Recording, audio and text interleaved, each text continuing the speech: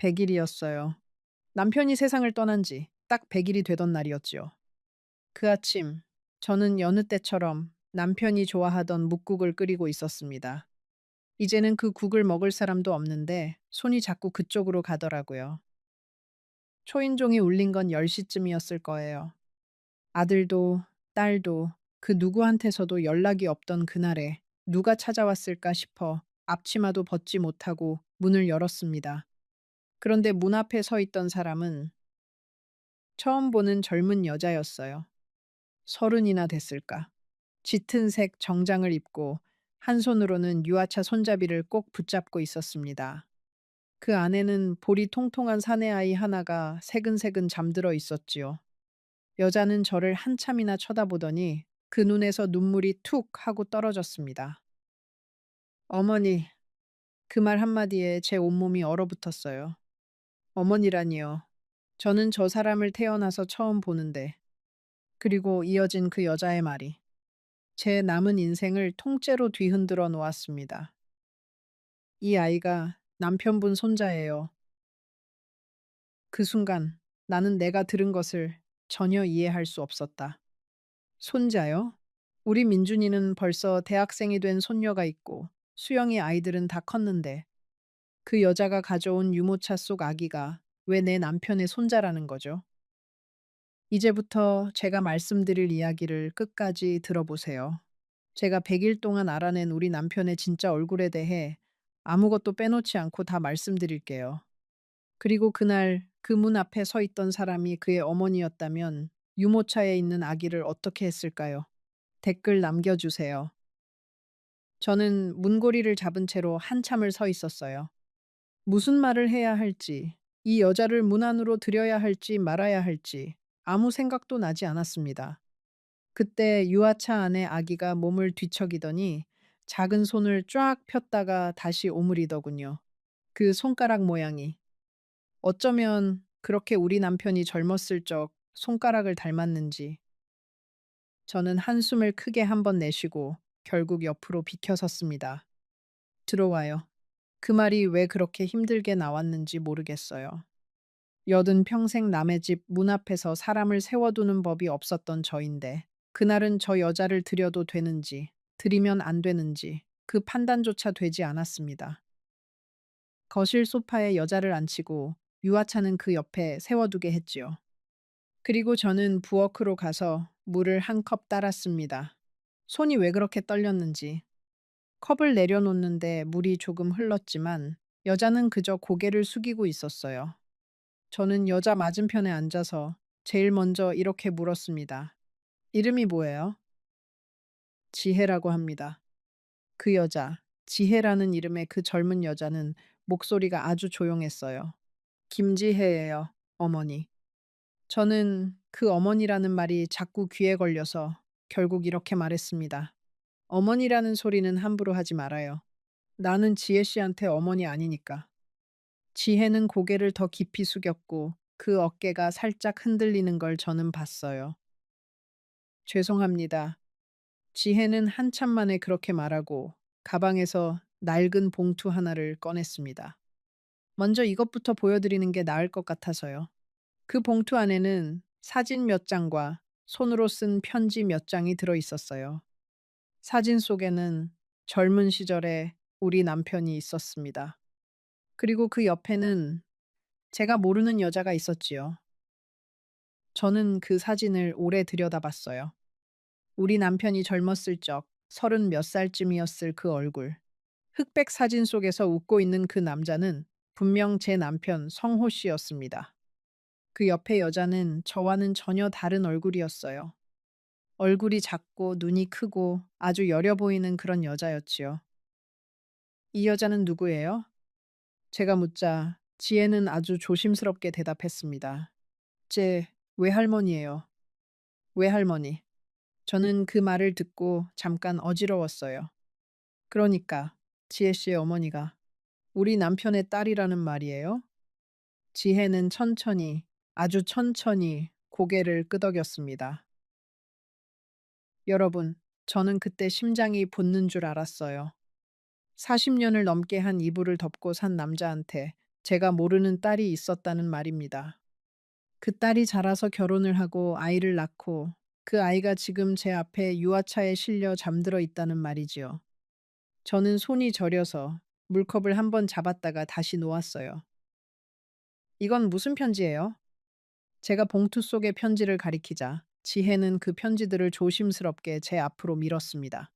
아버님이 어머니한테, 그러니까 저희 외할머니한테 보낸 편지들이에요. 저는 손이 떨려서 그 편지를 얼른 잡을 수가 없었어요. 하지만 결국 그 첫 장을 펼쳤을 때 그 글씨체는 제가 40년 넘게 봐온 우리 남편의 그 글씨체가 분명했습니다. 미안하다. 이번 달에는 조금밖에 못 보낸다.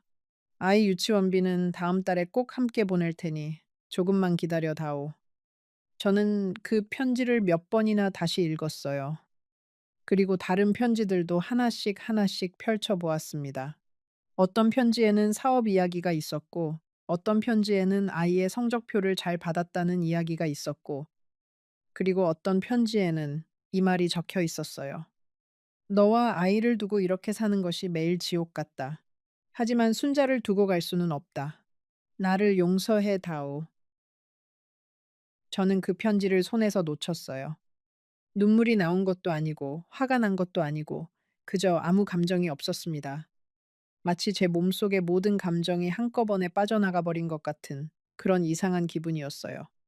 지혜는 아무 말도 하지 않고 저를 지켜보고 있었지요. 편지 속에 쓰인 그 문장 하나하나가 마치 오래된 상처를 다시 벌리는 것 같았어요. 매일 지옥 같다는 그 말. 저는 그 사람과 40년을 살면서 단 한 번도 남편의 얼굴에서 지옥을 본 적이 없었거든요. 그 사람은 언제나 저에게 웃고, 저와 밥을 먹고, 저와 이야기를 나눴습니다. 그렇다면 그 지옥은 언제 얼굴에 나타났을까요? 아마 부산으로 향하는 기차 안에서 혼자 창밖을 바라볼 때가 아니었을까요?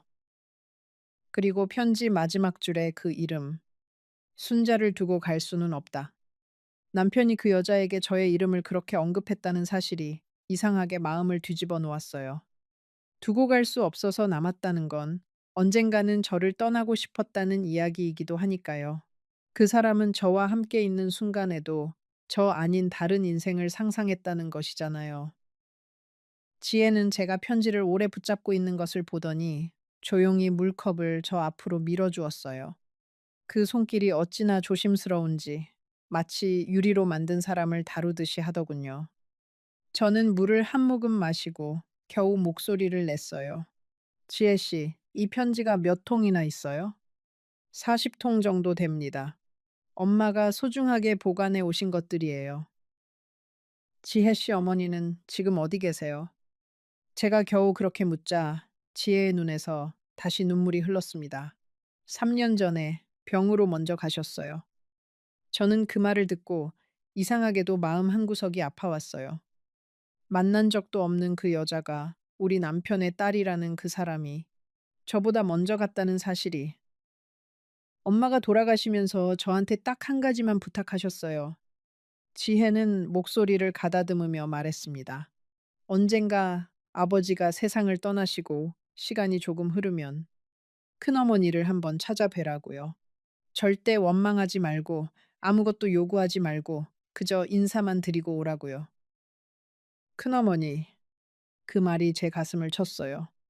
저 여자가, 저 지혜 어머니가 저를 그렇게 불렀다는 겁니다. 만난 적도 없고 서로 얼굴도 모르는데 저를 큰어머니라고 부르며 아이한테 그렇게 가르쳤다는 거지요. 그러니까 저 여자는 평생 우리 남편이 다른 여자를 가지고 있다는 걸 알면서도 저에게 원한을 품지 않았다는 이야기입니다. 여러분, 저는 그때 처음으로 진짜 눈물이 흘렀어요. 40년을 속고 산 저를 위한 눈물인지, 만난 적도 없는 그 여자를 위한 눈물인지, 아니면 그 누구도 원망할 데 없는 이 상황을 위한 눈물인지, 저도 모르겠더군요. 그때 유아차 속의 아기가 잠에서 깼습니다. 응애 하고 작은 소리로 우는데 지혜가 얼른 일어나서 아기를 안아 올렸어요. 이 아이 이름은 태준이에요. 태어난 지 이제 100일 조금 지났어요. 100일. 그 아이도 100일이었어요. 우리 남편이 떠난 지 100일이 되는 날, 태어난 지 100일이 조금 지난 아기가 우리 집 문을 두드렸다는 겁니다. 이 무슨 우연인지, 아니면 우연이 아닐지도 모르지요. 저는 태준이를 처음으로 자세히 봤어요. 그 아이의 이마, 그 콧대, 그 입술 모양이 어쩌면 그렇게 우리 남편이 젊었을 적 얼굴을 닮았는지, 아니, 우리 아들 민준이가 아기 때 저런 얼굴이었는지도 모르겠어요. 저는 손을 뻗어서 태준이의 볼을 살짝 만졌습니다. 아기 특유의 그 부드럽고 따뜻한 감촉이 제 손가락 끝으로 전해졌어요. 할머니, 저는 저도 모르게 그 말을 입 밖에 냈어요. 그 순간 지혜의 눈에서 굵은 눈물이 뚝 하고 떨어졌습니다. 저는 얼른 손을 거두고 지혜를 봤어요. 지혜 씨는 왜 굳이 지금 저를 찾아왔어요? 우리 남편이 세상 떠난 지 이제 겨우 100일이에요. 저를 원망해도 될 텐데 왜 이렇게 조심스럽게 왔어요? 지혜는 아기를 다시 유아차에 눕히고 잠시 숨을 고르더니 대답했어요. 원망은 없어요, 사모님. 저희 엄마도 저도 아버지를 원망한 적 없어요. 다만 태준이가 태어나고 나서 이 아이에게 뿌리를 알려주고 싶었을 뿐이에요. 나중에 커서 자기 얼굴이 왜 이렇게 생겼는지, 자기가 어디서 왔는지 궁금해할 수 있으니까요. 뿌리. 지혜가 그 말을 했을 때 저는 남편이 살아있을 때 자주 하던 말이 떠올랐어요. 사람은 뿌리를 알아야 한다. 뿌리를 모르면 방향을 잃는다. 저는 남편이 그 말을 할 때마다 그저 좋은 말이라고만 생각했는데 이제 와서 그 말이 왜 그렇게 씁쓸하게 들리는지 모르겠어요. 지혜는 그날 2시간쯤 있다가 돌아갔습니다. 가기 전에 저한테 자기 연락처를 남겼어요. 제가 다시 오는 건 사모님이 결정하실 일이에요. 오지 말라고 하시면 저는 절대 다시 오지 않을 거예요. 하지만 만약 한 번이라도 태준이를 보고 싶으시면 언제든 연락 주세요. 그 아이가 돌아가고 저는 소파에 그대로 앉아 있었어요. 2시간, 3시간, 아니, 얼마나 시간이 지났는지도 모르겠어요. 그 사이에 해가 지고 거실이 어두워지고 그 어둠 속에서 저는 남편의 편지들을 하나씩 다시 펼쳐보았습니다. 40년. 우리가 결혼한 게 28, 9이었으니까 딱 40 몇 년이었지요. 그 세월 동안 저는 남편을 세상에서 제일 성실한 남자로 알고 살았어요. 우리 남편은 사업을 크게 하는 사람이었습니다. 서울에도 사무실이 있었고 부산에도 사무실이 있었지요. 한 달에 열흘, 보름씩 부산에 내려가 있는 일이 흔했어요. 저는 그저 남편이 열심히 일한다고만 생각했지. 그 부산 사무실에 다른 여자가 있고 다른 아이가 있을 거라고는 상상도 못했지요. 그때 처음으로 제 머릿속에서 예전의 작은 일들이 하나씩 떠오르기 시작했어요.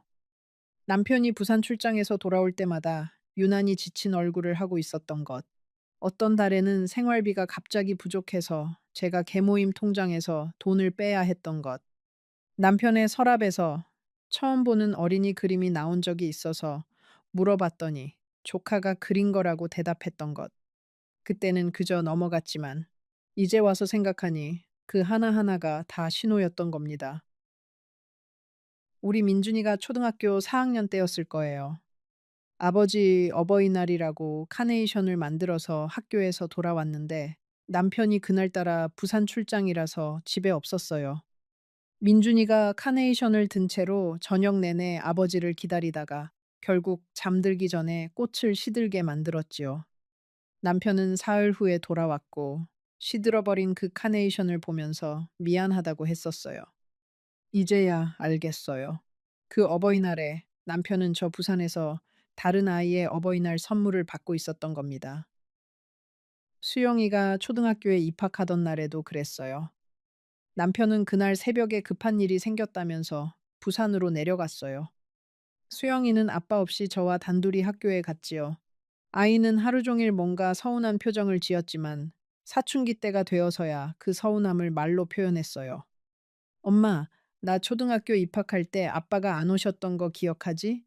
그때는 그저 사업하는 아빠라서 그랬을 거라고 생각했지요. 지금 생각하니 그때 남편은 다른 아이의 새로운 시작을 지켜보고 있었을지도 모르겠어요. 그리고 그 계절, 항상 봄이 오면 남편은 유난히 우울해했어요. 저는 그게 그저 계절 탓이라고만 생각했지요. 그런데 이제 알겠어요. 봄은 지혜가 태어난 계절이었고 그 여자와 처음 마음이 통했던 계절이었을 겁니다. 남편은 봄이 올 때마다 자기가 두 개의 삶을 살고 있다는 걸 실감했겠지요. 그 무거움이 얼굴에 나타났던 겁니다. 저는 그 밤에 잠을 이룰 수가 없었어요. 남편의 옷장 앞에 앉아서 그 사람이 남겨둔 옷들을 하나씩 만져보았습니다.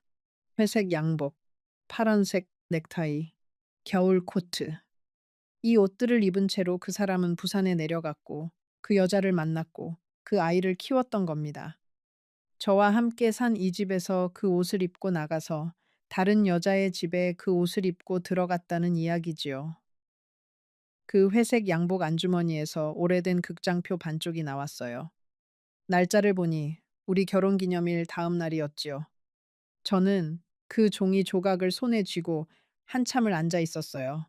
결혼 기념일에는 우리 부부가 서울에서 조촐하게 밥을 먹었는데 그 다음 날에 남편은 부산으로 내려가서 그 여자와 극장에 갔던 겁니다. 그 사람의 하루하루가, 그 사람의 시간표가 이제 와서야 저에게 조각조각 드러나기 시작했지요. 파란색 넥타이 매듭에는 아주 희미하게 향수 냄새가 배어 있었어요. 저는 향수를 안 쓰는 사람이거든요. 그 은은한 냄새가 40년 세월을 뚫고 넥타이 안쪽에 남아 있었다는 게 저를 다시 한번 흔들었어요. 남편은 그 여자의 집에 다녀오는 날마다 이 넥타이를 풀었을 겁니다. 그리고 저는 그 옆에서 아무것도 모른 채 그 사람의 옷을 세탁기에 돌리고 있었던 거지요. 이상하게 화는 나지 않았어요. 화가 나야 할 자리에 이상한 슬픔이 들어차 있었습니다. 그 슬픔은 남편에 대한 슬픔이 아니었어요. 오히려 만나본 적도 없는 그 여자, 지혜의 어머니에 대한 슬픔이었지요. 그 사람은 평생 남의 남편을 사랑한 죄로 아무한테도 인정받지 못하는 삶을 살았을 겁니다. 그리고 3년 전에 병으로 먼저 갔다고 했지요. 그 사람이 마지막 순간에 무슨 생각을 했을까요? 다음 날 아침, 저는 결심을 하고 아들 민준이한테 전화를 걸었습니다. 엄마 좀 봐라. 오늘 저녁에 좀 와줄 수 있니? 민준이는 무슨 일이 있는지 눈치를 챘는지 저녁도 되기 전에 회사에서 조퇴하고 왔어요. 민준이는 우리 남편을 그대로 닮은 아이입니다. 키도 크고, 눈매도 그렇고, 성격도 그렇고, 다만 아버지처럼 사업으로 크게 성공한 사람은 아니고 평범한 회사원이지요. 저는 그날 저녁 민준이한테 지혜가 왔던 이야기를 다 했습니다. 편지도 보여주고 사진도 보여주고 태준이 사진도 보여줬어요. 민준이는 처음에는 아무 말도 하지 않았어요. 그저 편지를 몇 번이나 다시 읽더군요. 그리고 한참 만에 이렇게 말했습니다. 엄마, 이거 진짜예요? 저는 그 말에 뭐라고 대답을 해야 할지 몰라서 그저 고개만 끄덕였어요. 말도 안 돼요, 엄마. 아버지가 어떤 분이신데, 우리한테 얼마나 엄격하시고, 우리 가족을 얼마나 소중하게 여기시던 분인데, 이런 일이 있었을 리가 없어요. 민준이는 자꾸 고개를 저으며 그렇게 말했지만, 그 손에는 이미 아버지의 필체가 담긴 편지가 들려 있었지요. 민준아, 저는 아들을 불렀어요. 네 아버지는 우리한테는 참 좋은 사람이었다. 그건 엄마도 부정하지 않아. 하지만 우리가 몰랐던 다른 얼굴이 있었던 거야. 이제 그걸 인정해야 해. 민준이는 그날 우리 집에서 자고 갔어요. 밤새 아버지의 서재에 들어가서 뭔가를 뒤지는 소리가 들렸지요. 아침에 제가 부엌으로 나갔더니 민준이는 서재에서 두꺼운 서류 뭉치를 하나 들고 나왔어요. 얼굴이 하얗게 질려 있더군요. 엄마, 이거 좀 보세요. 민준이가 내민 서류는 은행 거래 내역이었어요. 아버지가 오랫동안, 아주 오랫동안 매달 일정 금액을 어떤 계좌로 송금해온 기록이었지요. 그 계좌의 이름은 이미경이었습니다. 지혜가 말했던 그 어머니의 이름이었어요. 민준이는 그 서류를 저한테 보여주면서 손을 떨었어요. 엄마, 이게 30년이 넘어요. 한 달도 빠짐없이 매달. 그리고 여기 이 계좌들, 자녀 명의로 된 적금 통장들도 있어요. 지혜라는 사람 이름으로 된 통장도 있고요. 저는 그 서류들을 받아들고 오래 봤어요. 남편은 우리한테는 늘 근검 전략을 강조했던 사람이었어요. 저는 30년 동안 새 옷 한 벌 산 게 5번도 안 됐지요. 우리 아이들도 다 검소하게 키웠고요. 그런데 그 사람은 저 여자와 그 딸을 위해서는 매달 그렇게 큰 돈을 꼬박꼬박 붙이고 있었던 겁니다. 여러분, 저는 그 순간 갑자기 웃음이 났어요. 웃음이 나면 안 되는 자리에서 웃음이 났습니다. 그 사람이 우리를 사랑하지 않았다는 게 아니라 그 사람의 사랑에는 우리가 모르는 다른 자리가 있었다는 게 왜 그렇게 우스운지 모르겠더라고요. 웃다가 결국 눈물이 났지만요. 민준이는 그날 회사에도 안 가고 저와 함께 하루 종일 아버지의 서류들을 뒤졌어요. 오래된 다이어리, 옛날 수첩, 서랍 깊숙이 숨겨진 편지들. 그렇게 하나씩 들춰내다 보니 우리가 몰랐던 아버지의 삶이 하나의 그림으로 완성되어 갔지요. 그 사람은 저와 결혼한 지 5년쯤 되었을 때 그 여자를 만난 것 같았어요. 부산에 사업차 자주 다니면서 그곳에서 알게 된 젊은 사무원이었나 봐요. 처음에는 사업 이야기를 나누는 사이였다가 어쩌다 보니 그런 관계가 됐고, 그리고 미경이라는 딸이 태어났지요. 남편은 그 여자와 헤어질 수도 있었을 겁니다. 아니, 사실 그 시절에는 그런 일이 있어도 그냥 조용히 정리하고 마는 경우가 흔했지요. 하지만 우리 남편은 그러지 않았어요. 그 여자와 그 딸을 평생 책임진 겁니다. 저에게는 아무것도 알리지 않은 채로요. 저는 그 마음이 무엇인지 지금도 잘 모르겠어요. 사랑이었는지, 죄책감이었는지, 아니면 그저 책임감이었는지, 아마 그 셋 다였을지도 모르지요. 하지만 그 셋 중 어느 것도 저에게 40년을 속인 일에 대한 변명은 될 수 없다고 생각했어요. 민준이는 서재에서 낡은 수첩 하나를 더 찾아냈어요. 남편이 손수 적어놓은 아주 작은 수첩이었지요. 그 안에는 부산 왕복 일정이 빼곡히 적혀 있었어요. 언제 내려가고 언제 돌아오고 지혜의 학교 행사가 언제인지까지 다 표시되어 있었습니다. 우리 아이들의 생일과 그 아이의 생일이 같은 달력 위에서 서로 마주보고 있는 걸 보니 저는 다시 한번 숨이 막혔어요. 엄마, 저 이 수첩을 보면서 이상한 감정이 들었어요. 민준이가 그렇게 말했어요.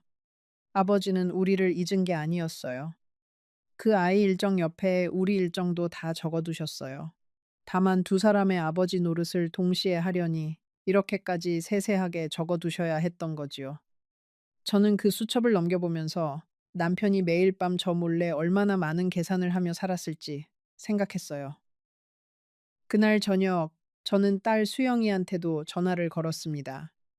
수영이는 서울 반대편에 살고 있어서 다음 날 아침에야 우리 집으로 왔어요. 수영이는 민준이와는 성격이 아주 달라요. 어렸을 때부터 감정이 풍부하고 눈물이 많고 정이 많은 아이지요. 수영이는 이야기를 다 듣고 나서 저를 꼭 안아주었어요. 엄마, 얼마나 힘드셨어요? 저는 그 딸의 품에서 처음으로 목 놓아 울었습니다. 남편이 죽었을 때도 이렇게 울지는 않았는데 그 사람의 진짜 얼굴을 알게 된 지금에서야 이렇게 우는 게 이상했지요. 수영이는 저와 오빠 민준이와 함께 하루 종일 그 문제를 이야기했어요. 그 아기는 결국 우리 조카뻘이 되는 거잖아요, 오빠.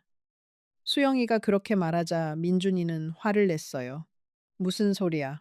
그 아이가 어떻게 우리 조카야? 우리는 그 이미경이라는 사람을 자매로 인정한 적도 없어. 오빠, 인정하지 않는다고 사실이 바뀌는 건 아니잖아. 유전자는 거짓말을 못하는 거고, 아버지가 그 사람의 아버지였던 건 사실이야. 수영이가 조용히 그렇게 말하자 민준이는 아무 대답도 못했어요. 저는 그 남매의 말을 들으면서 어느 쪽에도 편을 들 수가 없었지요. 한 가지 문제가 더 있었어요. 유산 문제였습니다. 남편은 유언장을 남기지 않았어요. 우리 부부 사이가 좋았고 아이들도 화목했으니까 유언장 같은 건 필요 없다고 생각했나 봐요. 하지만 지금 이 상황에서는 그 이미경이라는 사람, 아니 그 사람이 이미 없으니 그 딸 지혜와 손자 태준이 이 사람들도 법적으로는 상속권이 있을 수 있는 상황이었어요. 민준이는 그 이야기가 나오자 눈빛이 달라지더군요. 엄마, 그 사람들이 유산을 노리고 온 걸 수도 있어요. 그 지혜라는 사람이 지금 아무것도 요구하지 않는다고 했지만 나중에 어떻게 될지 어떻게 알아요. 저는 민준이의 그 말을 듣고 마음이 아팠어요. 하지만 사실 저도 그 생각이 잠깐 스치기는 했지요. 여러분, 이 지점에서 여러분께 하나만 여쭙고 싶어요. 만약 여러분이 저였다면 그 지혜라는 여자와 그 아기 태준이를 어떻게 하셨을까요? 유산을 조금이라도 나눠주는 게 옳을까요? 아니면 애초에 남남인 사람들이니 아무것도 주지 않는 게 옳을까요?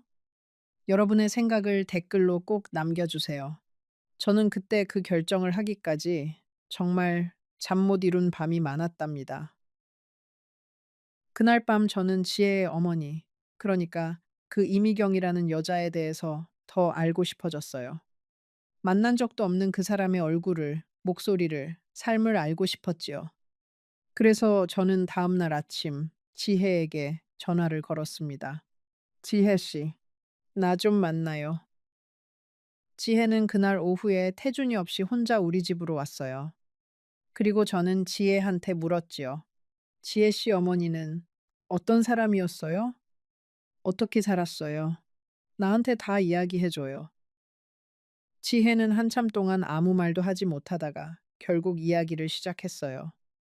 저희 엄마는요, 아주 조용한 분이셨어요. 부산의 작은 봉제 공장에서 사무일을 보시던 분이었죠. 서른이 되도록 결혼도 못하시고 남동생 하나를 뒷바라지 하시다가 그때 아버지를 만나셨대요. 엄마는 아버지가 결혼하신 분이라는 걸 처음부터 아셨대요.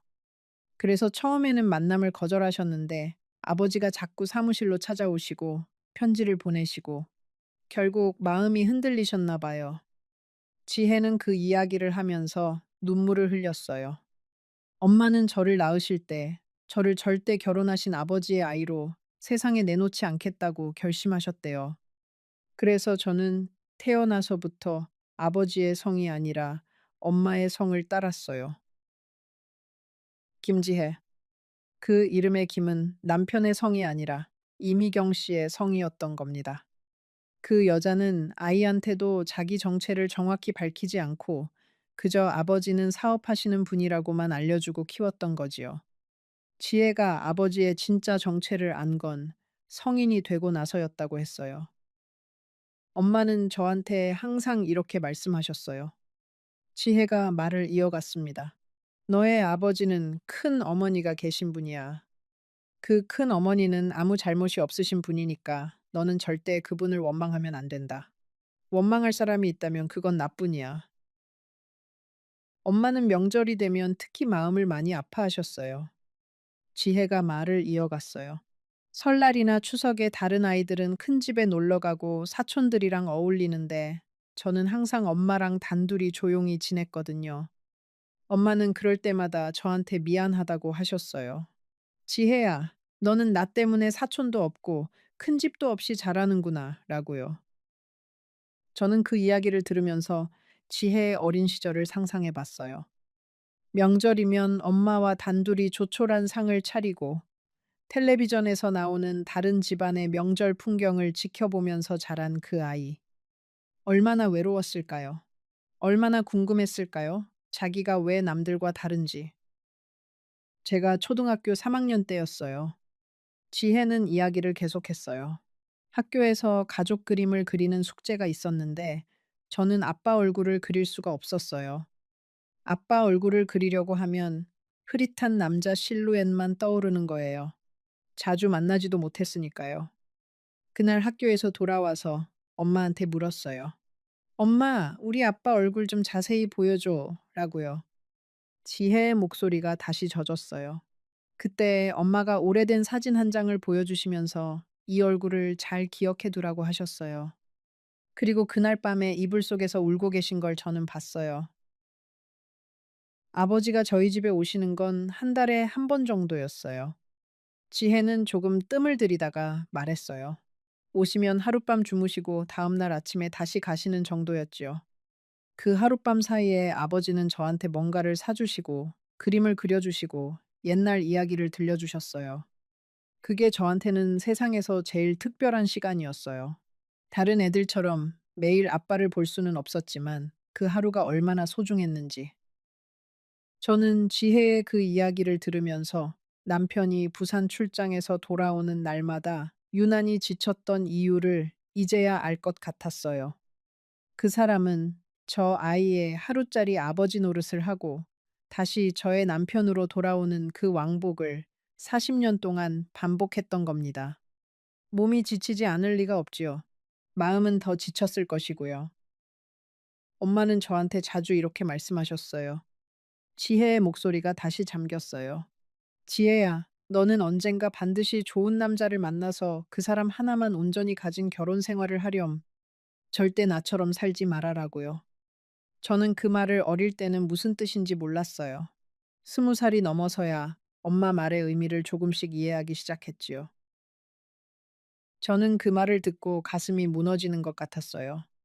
40년을 얼굴도 모르고 산 저를 그 여자는 평생 마음속에 큰 어머니로 모시고 살았다는 겁니다. 자기가 저지른 일에 대해서 아이한테 저를 원망하지 못하도록 가르쳤다는 이야기지요. 그 사람은 도대체 어떤 마음으로 그 세월을 살았을까요? 엄마가 병이 심해지시고 나서 마지막에 저한테 그러셨어요. 지혜의 목소리가 떨렸어요. 지혜야, 내가 죽고 나면 아버지도 얼마 못 사실 거야.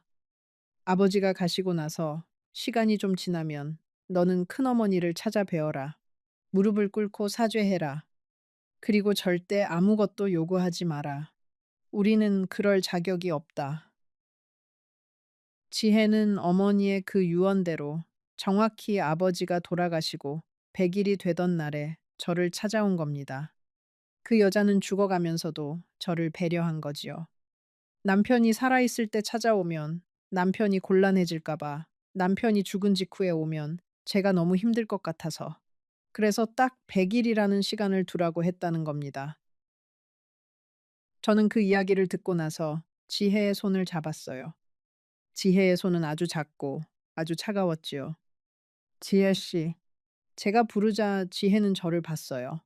지혜 씨 어머니한테 내가 원망하지 않는다고 전해드리고 싶어요. 그런데 그럴 방법이 없으니 지혜 씨한테 이렇게 말씀드릴게요. 그 사람도 나만큼 힘든 세월을 살았을 거예요. 지혜는 그 말을 듣고 소리를 죽이며 한참을 울었습니다. 저도 함께 울었지요.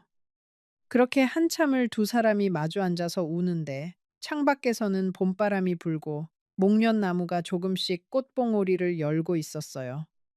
우리 남편이 좋아하던 그 목련나무가요.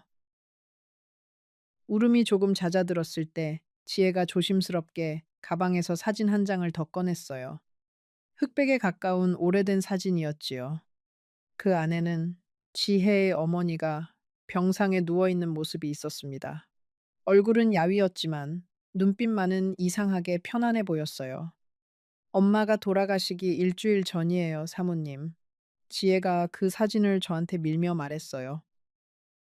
엄마는 마지막까지도 사모님 이야기를 하셨어요. 지혜가 목소리를 낮추며 말했어요. 큰어머니는 얼마나 좋은 밥상을 차리시는 분일까? 얼마나 곱게 늙으셨을까? 엄마는 사모님 얼굴을 상상하는 걸 마지막 낙으로 삼으셨어요. 저는 그 말을 들으면서 그 여자가 저를 얼마나 오래 마음속에 그렸는지 상상해 봤어요. 그 사람의 상상 속 저는 아마 지금의 저보다 훨씬 우아하고 완벽한 사람이었겠지요. 여러분, 인생이라는 게 참 이상하지요. 저는 40년 동안 저 여자를 원수처럼 미워해야 마땅한 사람이라고 여겨야 했을 겁니다. 그런데 지금 그 여자의 딸을 앞에 두고 저는 오히려 그 여자를 이해하고 싶어졌어요. 그 사람이 살아 있었다면 한 번쯤 만나서 손을 잡아보고 싶었을 겁니다. 우리 둘 다 결국 한 남자의 그늘 아래서 살다 간 사람들이니까요. 지혜가 돌아간 뒤에 저는 남편의 유품을 정리하기 시작했어요. 그동안 손도 못 대던 그 유품들을요. 옷장 속의 옷들을 꺼내서 접고 서랍 속의 서류들을 정리하고 오래된 사진첩들을 꺼내서 하나씩 넘겨보았지요. 그 사진첩 속에는 우리 가족의 사진이 있었어요. 결혼식 사진, 아이들이 어렸을 때 놀이공원에 갔던 사진, 명절에 함께 찍은 사진들. 그 사진들 속에서 남편은 언제나 저를 향해 웃고 있었지요. 그 웃음이 거짓이었을까요? 아니면 진심이었을까요? 지금도 저는 그 답을 모릅니다. 옷장 제일 안쪽에서 낡은 상자 하나가 나왔어요. 열어보니 그 안에는 지혜의 어머니, 이미경 씨의 사진들이 있었지요. 젊었을 때부터 노년에 이르기까지 남편이 오랜 세월 동안 조금씩 모아둔 사진들이었어요. 그리고 그 상자 안에는 어린이 그림도 몇 장 있었습니다. 아빠에게 지혜가라는 삐뚤삐뚤한 글씨가 적힌 그림들이요. 저는 그 그림들을 오래 봤어요. 남편은 지혜의 어린 시절 그림들을 여기 이 집의 옷장 제일 안쪽에 숨겨놓고 살았던 겁니다. 지혜가 크리스마스에, 어버이날에, 아버지의 생일에 그려주었을 그 그림들을요. 남편은 그 그림들을 보면서 무슨 생각을 했을까요? 저는 그 순간 남편이 정말 미워졌어요. 40년 동안 저를 속인 것도 미웠지만 그 자식한테 이렇게 사랑을 주면서도 우리 아이들한테는 그토록 엄격했던 게 더 미웠지요. 우리 민준이가 어릴 때 그린 그림을 남편이 그렇게 정성스럽게 모아둔 걸 저는 본 적이 없었거든요. 그때 처음으로 저는 남편을 향해 소리를 질렀어요. 이미 이 세상에 없는 남편을 향해서 말이지요. 당신은 대체 무슨 생각으로 살았어? 왜 우리 애들한테는 그렇게 인색했으면서 저 애한테는 이렇게 잘해줬어? 이게 사람이 할 짓이야. 남편은 물론 대답이 없었지요. 이 세상에 없는 사람한테 소리를 지르니 그 소리는 벽에 부딪혀서 다시 저한테 돌아왔어요. 한바탕 소리를 지르고 나서 저는 지쳐서 바닥에 주저앉았어요. 그리고 그 낡은 상자를 껴안고 한참을 울었지요. 그 상자 안에 사진들과 그림들을 다 태워버리고 싶은 마음이 반, 그대로 간직해두고 싶은 마음이 반이었어요. 결국 저는 그 상자를 다시 옷장 안에 넣어두었습니다. 태우지도 버리지도 않고요. 그 다음 주에 저는 민준이와 수영이를 다시 불렀어요. 그리고 우리 셋이 앉아서 결정을 내려야 할 일이 있다고 말했지요. 얘들아, 엄마가 결정한 게 있어. 아버지 유산 중에서 일부를 지혜한테 나눠주려고 해. 민준이는 그 말을 듣자마자 자리에서 벌떡 일어났어요. 엄마, 그 사람들은 남남이에요. 우리가 왜 그 사람들한테 아버지 재산을 나눠줘요? 아버지가 살아계셨을 때 이미 그 사람들한테 얼마나 많이 주셨는데요. 민준이는 얼굴이 벌개져서 그렇게 외쳤어요. 민준아, 앉아라. 저는 조용히 아들을 진정시켰어요. 너 말이 맞다. 아버지가 그동안 얼마나 많이 보내주셨는지 이제 엄마도 다 안다. 하지만 지혜라는 그 아이한테 나눠주는 게 아니야. 저 태준이라는 아기 그 아이한테 나눠주는 거야. 민준이는 그 말을 듣고도 한참을 침묵했어요. 그러다가 부엌 창밖을 오래 바라보더니 이렇게 중얼거렸지요. 엄마, 저는 아버지를 세상에서 제일 존경했어요. 회사에서 어려운 일이 있을 때마다 저는 마음속으로 아버지를 떠올리면서 아버지라면 어떻게 하셨을까 라고 생각하면서 살았어요. 그런데 이제 그 아버지가 누군지 모르겠어요.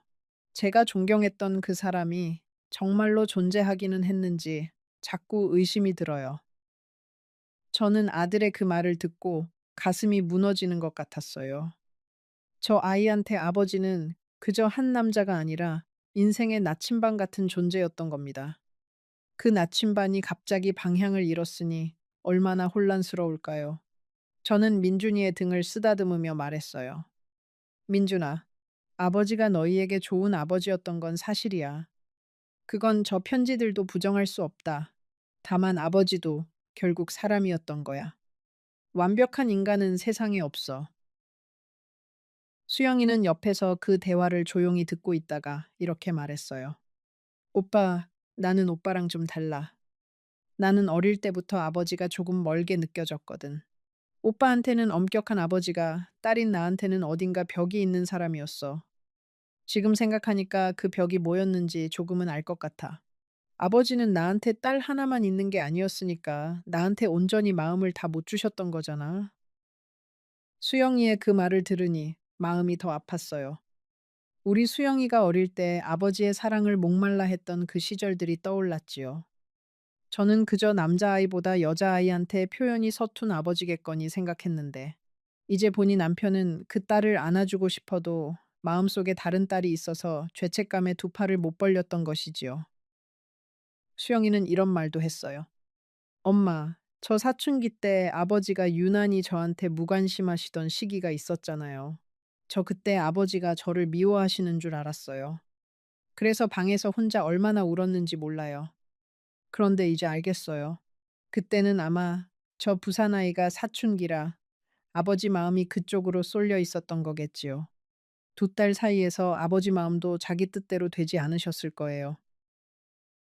저는 수영이의 그 말을 듣고 딸의 손을 꼭 잡아주었어요. 수영아, 미안하다. 엄마가 그때 네 서운함을 더 챙겨주지 못한 게 미안해. 수영이는 고개를 저었어요. 엄마는 잘못 없어요. 엄마도 몰랐잖아요. 우리 셋 다 아버지 그늘 밑에서 눈 감고 살아온 사람들이잖아요. 그 순간, 저는 우리 세 사람이 처음으로 같은 마음으로 이야기하고 있다는 걸 느꼈어요. 태준이한테 주시는 거예요? 수영이가 저를 향해 다시 조심스럽게 물었어요. 네. 태준이는 이 모든 일과 아무 상관없는 아기잖니. 그 아이는 아무 죄가 없어. 그런데 그 아이가 자라면서 언젠가 이 사실을 알게 될 때, 자기 뿌리 절반이 자기를 인정해주지 않았다는 걸 알면 얼마나 상처가 되겠니? 엄마는 그건 안 되겠다 싶었어. 민준이는 그래도 납득이 안 된다는 얼굴이었어요. 그래도 엄마, 유산은 다른 문제잖아요. 인정은 인정대로 하시더라도 재산은 우리 아버지가 저희를 위해서 평생 모으신 거예요. 저는 아들의 그 말을 들으면서 이 아이도 이제 아버지의 부재를 실감하고 있구나 하는 생각이 들었어요. 민준아, 엄마도 그건 안다. 그래서 아주 큰 몫을 주려는 게 아니야. 그저 태준이가 나중에 대학 갈 때 등록금 정도 될 만큼 아주 조그맣게 신탁을 만들어 주려고 해. 그리고 그 신탁은 태준이가 성인이 될 때까지 아무도 손댈 수 없게 해두고. 수영이가 옆에서 조용히 고개를 끄덕였어요. 엄마, 저는 엄마 결정을 따를게요. 민준이는 여전히 불만이 있어 보였지만 결국 한숨을 크게 내쉬고는 말했어요. 엄마가 그렇게 하시겠다면 저도 반대는 못하죠. 하지만 저는 그 사람들이랑 왕래는 안 해요. 그건 저한테 강요하지 마세요. 저는 그 말을 이해했어요. 민준이는 아버지를 세상에서 제일 존경하던 아이였거든요. 그 아이한테는 지금 이 상황이 얼마나 큰 충격이었을지 저는 어렴풋이 짐작만 할 수 있었지요. 저는 아들의 어깨를 두드려 주었어요. 그래, 강요하지 않을게. 네 마음이 정리될 때까지 엄마가 기다릴게. 그렇게 며칠이 지났어요. 저는 지혜에게 연락해서 그 결정을 알렸지요. 지혜는 그 이야기를 듣고 한참을 침묵했어요. 어머니, 아니 사모님, 그건 저희가 받을 수 없어요. 저희 엄마가 저한테 아무것도 요구하지 말라고 하셨어요. 지혜 씨, 이건 지혜 씨한테 주는 게 아니고 태준이한테 주는 거예요. 태준이는 이제 갓 태어난 아기고 아무 죄가 없잖아요. 그 아이가 나중에 커서 뿌리를 알게 되었을 때 큰어머니가 자기를 완전히 밀어내지는 않았다는 걸 알게 해주고 싶어요. 저는 그렇게 말했어요. 지혜는 결국 눈물을 흘리며 그 뜻을 받아들였어요. 그리고 이렇게 말했지요. 사모님, 저희는 앞으로도 계속 조용히 살 거예요. 절대 사모님 가족에게 폐가 되지 않도록 할 거고요. 다만 정말 감사드립니다. 저희 엄마가 살아계셨다면 사모님께 정말 감사드렸을 거예요. 그 통화가 끝나고 저는 창밖을 오래 봤어요. 목련이 활짝 피어 있었지요. 우리 남편이 저 목련을 심었을 때 아마 스물 몇 살이었을 겁니다. 그때는 우리 사이에 아무 비밀도 없다고 저는 믿었지요. 아니, 남편이 그 여자를 만나기 전까지는 정말로 없었을지도 모르겠어요. 그 후로 40년, 그 사람은 저에게 어떤 얼굴을 하고 살았을까요? 여러분, 이제 곧 이야기의 마지막 부분으로 넘어가려고 해요. 잠시 후에 여러분은 제가 인생 마지막에 내린 아주 어려운 결정 하나를 듣게 되실 겁니다. 그 결정이 옳았는지, 그른지는 여러분이 판단해 주세요. 조금만 더 함께 해주시면 좋겠어요. 그로부터 2달쯤 지났을 때였어요. 저는 지혜에게 다시 연락을 했지요. 지혜 씨, 태준이 좀 데리고 우리 집에 한번 와요. 지혜는 놀란 목소리로 대답했어요. 정말요, 사모님? 네. 저녁 준비할 테니 저녁에 와요. 태준이 이유식도 챙기고. 그날 저녁 저는 오랜만에 부엌에 서서 밥을 지었어요. 남편이 살아있을 때 제가 자주 만들던 반찬들을 하나씩 준비했지요. 저는 왜 그 저녁을 이렇게까지 정성스럽게 준비하고 있는지 저도 몰랐어요. 그저 손이 알아서 움직이더군요. 지혜가 태준이를 안고 왔을 때 저는 앞치마를 벗지도 않은 채로 그 두 사람을 맞이했어요. 어서 와요. 지혜는 정중하게 인사를 하고 태준이는 저를 보자마자 방긋 웃어주었지요. 그 웃음이 얼마나 우리 남편의 어렸을 적 사진 속 얼굴을 닮았는지 몰라요. 우리는 식탁에 마주 앉아서 저녁을 먹었어요. 태준이는 지혜의 무릎에 앉아서 이유식을 받아 먹었지요. 저는 지혜에게 반찬을 하나씩 챙겨주면서 이런저런 이야기를 나눴어요. 지혜의 남편은 지방에서 일하는 사람이라 자주 못 만난다는 것, 지혜는 결혼 전에 간호사 일을 했다는 것, 태준이가 요즘 이가 나기 시작해서 밤에 자주 깬다는 것.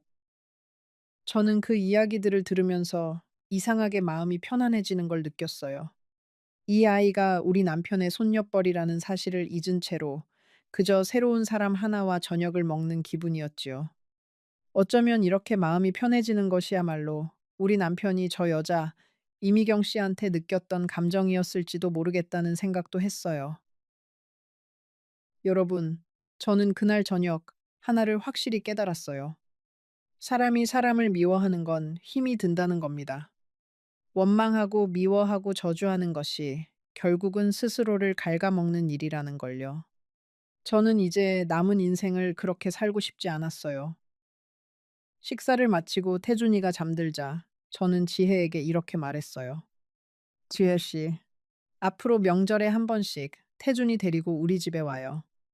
다른 것도 아니고 그저 세배 인사만 드리러요. 우리 아들이랑 딸한테는 내가 미리 이야기해 둘게요. 지혜는 그 말을 듣고 눈물을 흘렸어요. 사모님, 정말 그래도 되나요? 돼요. 태준이는 앞으로 자기 뿌리 절반을 알고 자라야 하니까 완전히 인정받지 못하는 것보다는 조금이라도 인정을 받는 게 그 아이한테 나을 거예요. 지혜가 그날 밤 우리 집을 떠날 때 저는 문 앞에서 태준이의 뺨을 다시 한번 만졌어요. 아기 특유의 그 부드러운 살결이 제 손끝에 닿는 순간 저는 이 아기가 우리 남편의 마지막 흔적이라는 걸 실감했지요. 그 사람은 같지만 그 사람의 피가 이 작은 몸 속에 흐르고 있는 겁니다. 그리고 저는 그 사실을 이제 부정하지 않기로 마음먹었어요. 지혜가 돌아간 뒤에 저는 남편의 영정 앞에 앉았어요. 그 사람의 웃는 얼굴을 오래 바라봤지요. 당신 참 나쁜 사람이야. 나한테는 참 나쁜 사람이었어. 하지만 나는 이제 당신을 원망하지 않기로 했어요. 왜냐하면 원망해봤자 당신은 이미 없고 나만 힘드니까. 그리고 당신 딸도, 손자도 이제 내가 좀 챙길게요. 당신이 살아있을 때는 못 챙겼겠지만 이제 내가 대신 챙길게요. 그러니까 저 세상에서는 편히 계세요. 그리고 그 사람 이미경 씨한테도 미안하다고 전해줘요. 우리가 몰라서 그 사람 인생이 그렇게 외로웠던 거니까. 저는 그렇게 남편의 영정 앞에서 오랜 시간 이야기를 했어요. 40년을 함께 살면서 못했던 이야기들을 그날 다 쏟아냈지요. 서운했던 것, 고마웠던 것, 사랑했던 것, 미웠던 것. 그렇게 다 이야기하고 나니까 이상하게 마음이 가벼워지더군요. 민준이한테는 그 결정을 편지로 알렸어요. 말로 하면 또 싸울 것 같아서요. 며칠 뒤에 민준이가 조용히 저를 찾아왔어요. 엄마, 저 아직 마음이 정리는 안 됐어요. 하지만 엄마 뜻을 존중할게요. 명절에 그 사람들이 오면 저는 그날은 잠깐 나가 있을게요. 인사는 못할 것 같아요. 그래. 엄마는 그것도 고맙다. 네가 인사하지 않겠다는 걸 강요하지도 않을 거고, 네가 언젠가 마음이 바뀌면 그때 인사해도 돼. 아무도 널 재촉하지 않을 거야. 민준이는 고개를 끄덕이고 오랜만에 저를 안아주었어요.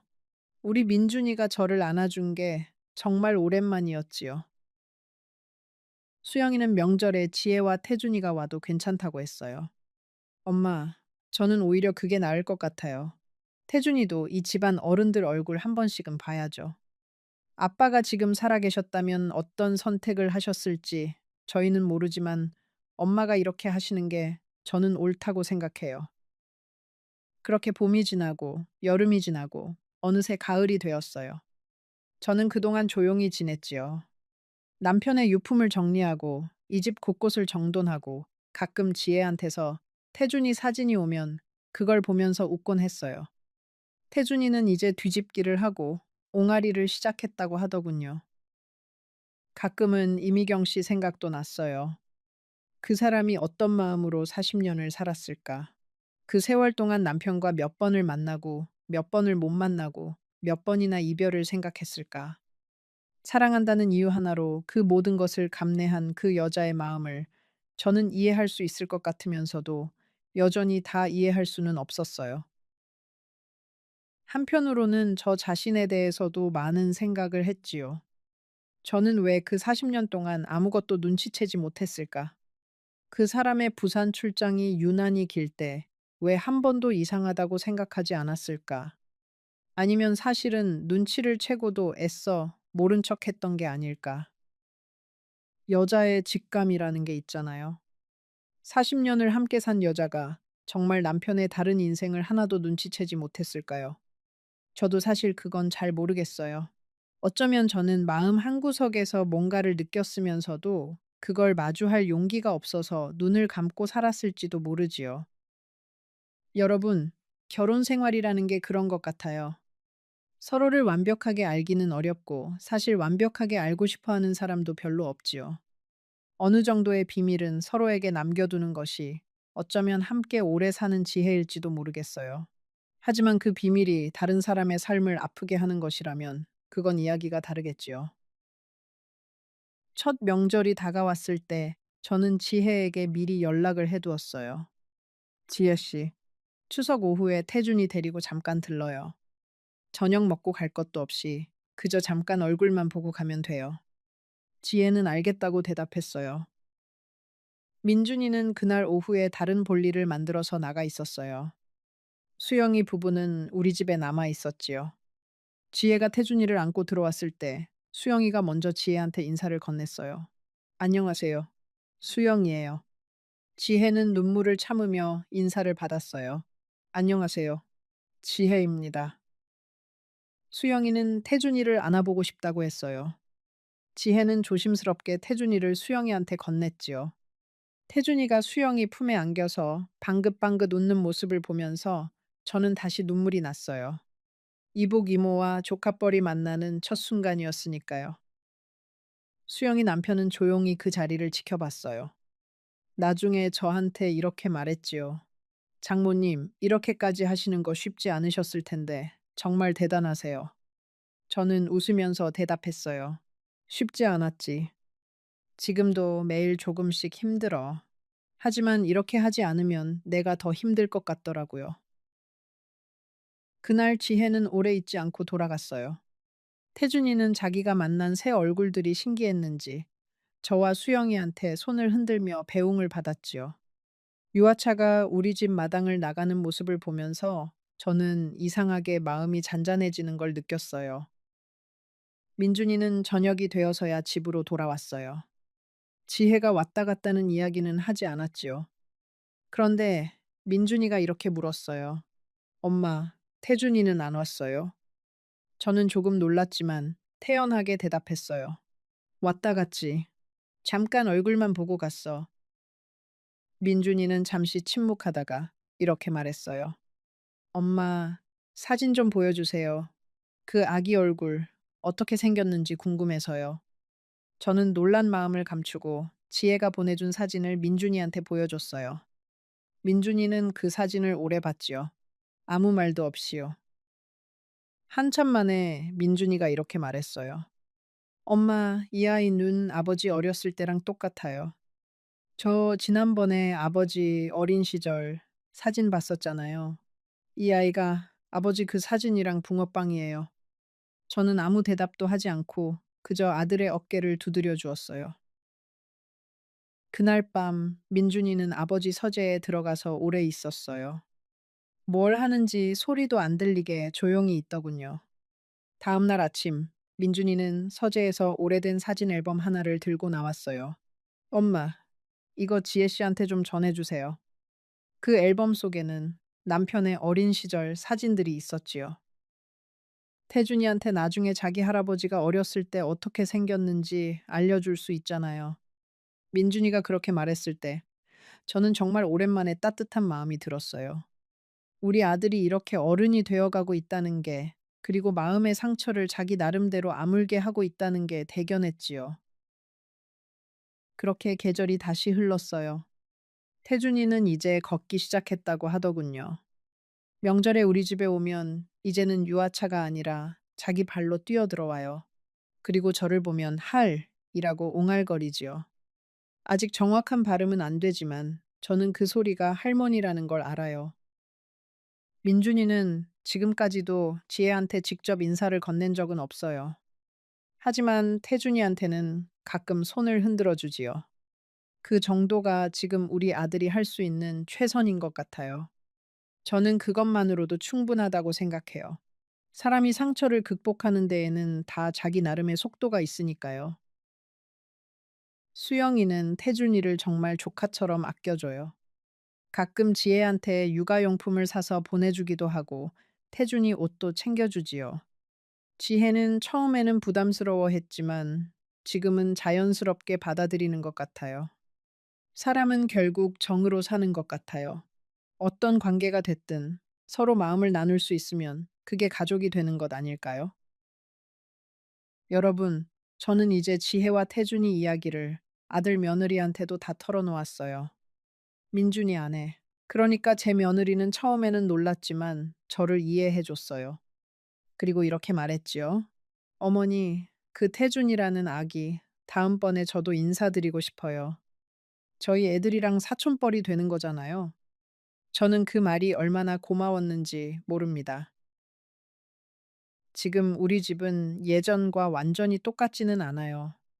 남편이 없는 자리가 여전히 크고 남편에 대한 감정도 여전히 복잡하지요. 하지만 이 집에는 이제 새로운 이야기가 하나 더 자리를 잡았어요. 지혜라는 이름의 젊은 여자와 태준이라는 이름의 작은 아기와, 그리고 만난 적도 없이 세상을 떠난 이미경 씨의 이야기 말이지요. 이따금 밤에 잠이 안 올 때면 저는 이미경 씨와 이야기를 나누곤 해요. 마음속으로 말이지요. 이미경 씨, 당신이 살아 있었다면 우리가 어떻게 만났을까요? 원수처럼 서로 노려봤을까요? 아니면 지금 저와 지혜처럼 손을 잡고 함께 울었을까요? 대답은 오지 않지만 저는 그 여자가 지금 어딘가에서 우리 남편과 만나서 우리 이야기를 하고 있을 것 같은 기분이 들어요. 인생이란 정말 알 수 없는 것이지요. 저는 남편이 세상을 떠나면서 제 인생이 끝났다고 생각했어요. 80살에 홀로 남아서 무슨 낙으로 살까 싶었지요. 그런데 지금 저는 태준이라는 새로운 인연을 얻었어요. 원래는 저와 아무 상관도 없어야 할 그 아기가 지금 제 인생의 마지막 즐거움 중 하나가 되었지요. 그리고 무엇보다 저는 저 자신을 다시 알게 되었어요. 저는 미움을 오래 품고 살 수 있는 사람이 아니라는 걸 이번 일을 통해서 알았지요. 남편이 저를 속인 그 40년이 결코 용서되는 건 아니지만 저는 그 원망을 짊어지고 남은 여생을 살고 싶지 않았어요. 원망은 저 자신을 갉아먹지, 이미 떠난 사람을 벌하지는 않으니까요. 지혜는 요즘 저한테 매주 안부 전화를 해요. 태준이 근황도 들려주고, 자기 남편이 승진했다는 이야기도 들려주고, 시부모님이 편찮으시다는 이야기도 하지요. 저는 마치 딸이 하나 더 생긴 것 같은 기분이 들어요. 이런 관계를 뭐라고 불러야 할지 모르겠지만, 어쨌든 우리는 서로에게 소중한 존재가 되었어요. 가끔 저는 남편의 영정 앞에서 이렇게 말해요. 당신, 나쁜 사람이었지만 나쁜 짓만 한 건 아니었어요. 그 여자와 그 딸을 끝까지 책임진 건 남자로서 나쁘지만 사람으로서는 나쁘지 않았던 거니까요. 그러니 저 세상에서는 이제 무거운 짐 다 내려놓고 편히 계세요. 이제 이 이야기의 마무리를 지어야겠어요. 여러분께 마지막으로 하나만 말씀드리고 싶어요. 우리 인생에서 가장 어려운 결정은 옳은 것 같으면서도 옳지 않은 것 같은 그 애매한 것들 사이에서 하나를 골라야 할 때인 것 같아요. 지혜와 태준이를 받아들인 제 결정이 옳은 결정이었는지 저는 지금도 확실히 대답할 수 없어요. 어쩌면 민준이 말대로 그저 남남으로 남겨두는 게 맞았을지도 모르지요. 하지만 저는 그 아기의 얼굴을 보고 그 아기에게 죄가 없다는 걸 마음으로 알았어요. 그리고 그 죄 없는 아기를 밀어내면 그 밀어냄이 결국 언젠가 저에게 돌아올 거라는 것도 어렴풋이 알았지요. 여러분, 저는 이제 여든이 훌쩍 넘었어요. 앞으로 얼마나 더 살지 저도 모릅니다. 하지만 남은 시간 동안 저는 미움보다는 이해를, 원망보다는 용서를, 후회보다는 지금 이 순간을 선택하고 싶어요. 그게 지금까지 살면서 배운 가장 큰 지혜인 것 같아요. 혹시 여러분 중에도 살면서 도저히 용서할 수 없을 것 같은 일을 겪으신 분이 계신가요? 배신을 당하시고 속으신 것을 나중에 알게 되신 분들이요. 그런 분들께 저는 이 말씀을 드리고 싶어요. 이말래. 용서는 그 사람을 위해서 하는 것이 아니라 자기 자신을 위해서 하는 것이라고요. 미움을 오래 품으면 결국 그 미움에 자기가 먼저 병이 든다는 걸 저는 이번에 배웠어요.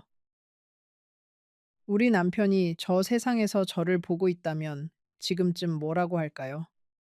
여보, 미안했어요. 그리고 고마웠어요. 이런 말을 하지 않을까요? 저는 그 말을 마음속으로 들으면서 매일 아침 남편의 영정 앞에 새 국을 올려두고 하루를 시작해요. 그리고 이 이야기가 여러분의 마음에 조금이라도 감동을 주었다면 지금 화면에 나오는 비디오도 꼭 보세요. 만약 이 이야기가 당신의 마음을 감동시켰다면 그 비디오는 더 깊은 곳으로 당신을 안내할 것입니다. 수많은 경험을 쌓은 이 여든이 넘은 할머니의 이야기가 그곳에서 여러분을 기다리고 있습니다.